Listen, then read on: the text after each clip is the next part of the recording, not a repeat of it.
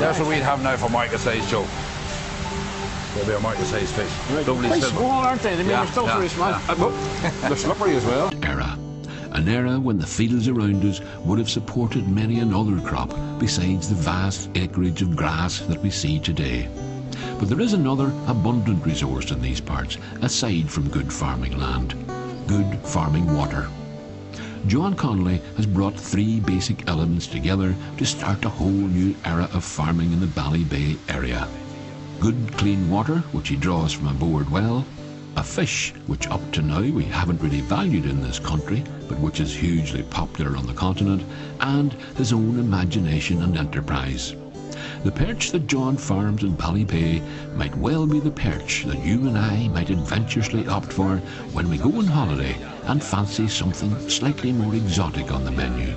You began life, or you began your professional life as a butcher, isn't That's right, that's right, yeah. What tipped you into this kind of business? Well, I sort of had something in me, in the back of my mind, maybe to bring something to Ballybay at some stage in my life.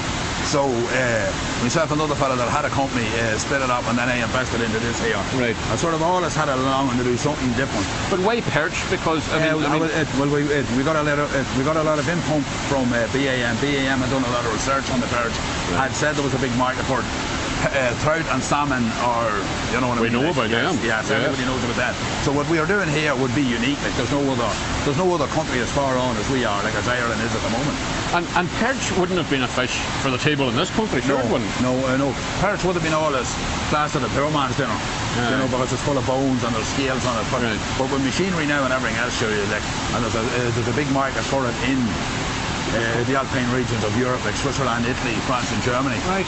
There's a very big market. I do remember any travels I had on the continent and going into a restaurant in Italy, for example, and seeing perch on the menu, on most menus that you go into in most restaurants. Yeah. And I thought to myself, that's a bit unusual, perch, but it's very common on the continent. It is it's a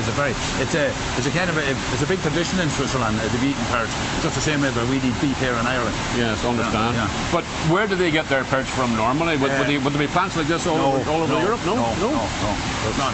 They have tried them in Europe, but they weren't so successful as we were. I understand. You know, they give up sort of after the fingerlings died on them, and then the diseases got in and all things like that. You know, so they sort of quit. So, but us guys getting into this, we sort of took it by the horns. There's myself and two other partners in this, you know. Yes.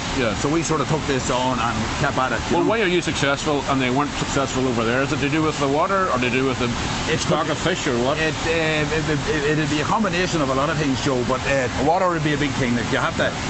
The things that perch that we have found that the perch thrive in is clean water, oxygen, and being fed. John farms what he calls a 50-ton unit, but he has plans to quadruple production in years to come. One of the things that he's most proud of in his 2 years of operation so far is the way in which the wastewater that he produces is recycled. The wastewater comes out down into that settling tank down at the bottom. Yes. Yeah, it settles there, then the water is flowing into the first pond, into the second, and then into this pond here. So it's a succession of three of them, in other words. Right. And all these reeds here, these bulrushes as they're called, I don't know the science name for them, but it takes all the nutrients out of the water, and then the water can be reused if we need it, but that water goes back into the systems and down into the rivers. So it's a nice, clean, ecologically friendly system. Exactly. In other words. Exactly. It has no effect at all on the environment. And that was an important aspect of setting up this business. Yes, is that right? Yes. Why only perch? This is the thing that struck me when you were looking at those fish in there. We know there's a market for perch because, as you say, the alpine countries all love to have perch on their menus. Yes. But why just perch? I mean, because in the past, when people were fishing for coarse fish, I mean, I know that bream was one of the fish that people wanted to go for as well. Have you thought of diversifying at all? Well, I don't know about the bream, but somebody else did mention about maybe he is at farm pike, you know. Pike? Pike, but from what I gather from a pike, you may start off at $500,000, but you'd end up with one big one. You'd eat all the rest of them? Because they'll all eat one another, you know. That's good. I never thought about that. Yeah. And as any pike will tell you, the proof of the perch is in the eating. So in the nearby processing plant, we don milk-white wellies and unfetching but essential hairnets in order to enter the clinically hygienic preparation area, where the perch are descaled and filleted. Normally, they would then be dispatched to the continent, But just to prove that his heart is in Ballybay, John supplies some to his friend Kieran in the town, and he in turn provides us, served up in true alpine style, with perch a la Kieran. Oh, that looks gorgeous. This is poached perch. Poached perch? Yeah, Florentine. It's done with spinach and cheese sauce. It looks absolutely gorgeous, and a nice little rosy tomato on the top of it as well. Little je ne sais quoi. Didn't take you long to do that, Kieran. It's a white fish, so it cooks very, very quickly. Yes. We can't heat this up and not like just try them. That's delicious. I'm not just saying that because you're standing there. It is delicious. It really is. Seriously, it's beautiful. I didn't bring a big knife from the kitchen. It really is gorgeous. That's good. And do you find, is it popular, Kieran, amongst your... Yeah, it took a while to get people used to ordering it, but once they've had it once, they will reorder. It's become very, very popular with us now. And you do it a couple of different ways, do you? Yeah, or is this... we can deep fry it in a light tempura batter. It goes very well that way. You can pan fry it.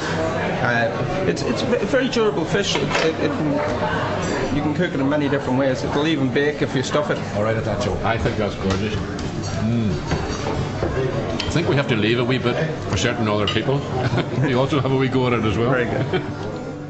By the time we come back, this plate will have been picked clean, and I'll be telling the story of Crazy Jane.